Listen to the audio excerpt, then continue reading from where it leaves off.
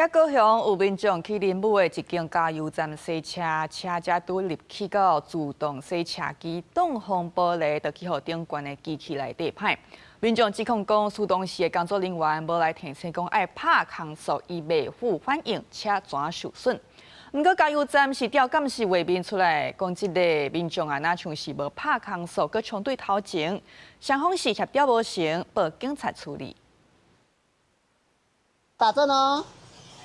來，再來，好，來 N 檔，剎車放掉。去加油站附設洗車機洗車工作人員大聲提醒，移動電台位置正確入洗車機軌道。也毋過24暗，民眾來到高雄林武這間加油站洗車，擋風玻璃予機器底歹，這其安全性問題。上了軌道之後，我知道要打 N 檔，但是他滴滴沒有提示，他完全沒有提示要打 N 檔，這很危險。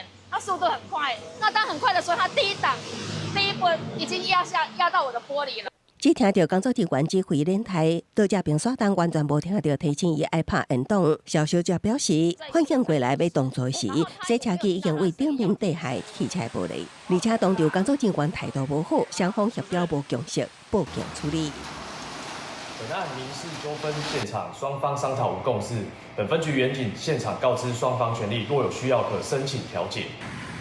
不過加油站方面提供監視畫面，指出民眾親像無拍 N 檔，也就是空數，車輛突然往頭前衝，造成玻璃損壞，那人可以提告討賠，會配合出庭。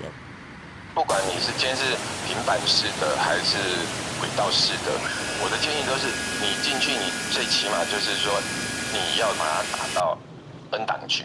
你要進入洗車機，你要遵循洗車人員跟你講的指示，然後你照着指示去做，基本上都不會有太大的問題。